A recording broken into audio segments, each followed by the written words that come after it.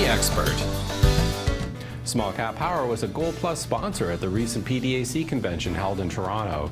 We thought this would be a great time to ask our roster of experts, what commodity has the best upside potential?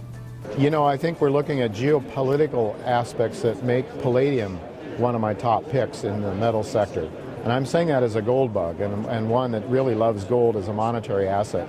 But frankly, palladium, the supply of palladium coming out of South Africa is a major problem. The continuation of difficulties in mining platinum, or palladium and platinum, but palladium is the metal I'm most bullish on.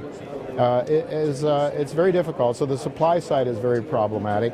And it's my understanding that Russia, which had been a net exporter of palladium, is actually talking about importing palladium, going into the markets and buying palladium. So my question is, where is the palladium going to come from? That's a good question. I mean, we have North American Palladium is one company that's on my list. I like them a lot, and you know, there aren't many choices in that field. But so that's probably my favorite metal.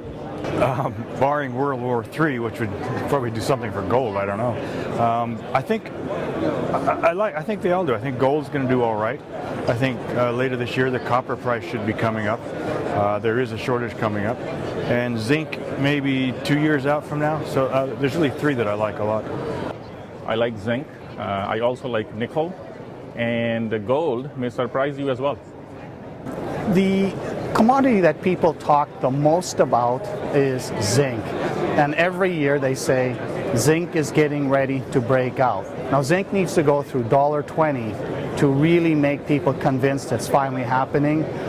Some of the experts are predicting that this year will be sluggish for zinc, but by 2016 the mountain in the warehouse, which is already at half point, will be even lower and will reach that tipping point. So markets tend to anticipate the actual developments. So now is a good time to look at zinc stories, either advanced companies where they've already done an economic study, or ones which have a mineralized system where they are going to do more work to flesh it out and make it bigger, upgrade the resource estimate, and perhaps do an economic study.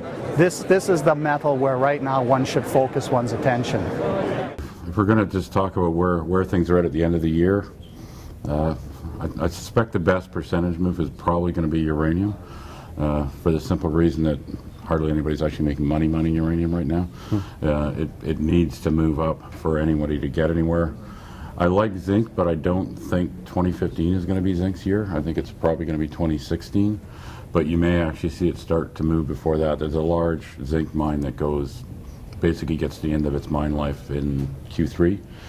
When Century goes offline, the deficit, basically the inventory that's been falling off for 3 years now, that drop off should really accelerate after that. So I think 2016 could be a good year for zinc, but I'm not sure where it's going to get to by the end of this year. So I put that probably second after uranium.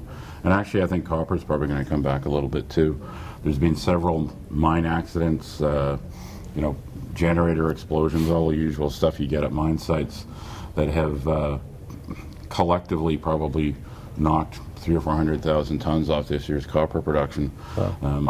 I'd assumed all along there would be a fair-sized surplus this year. I wasn't expecting copper to do that well this year, but I think that surplus may actually not show up. So we may have seen the worst of it a month ago.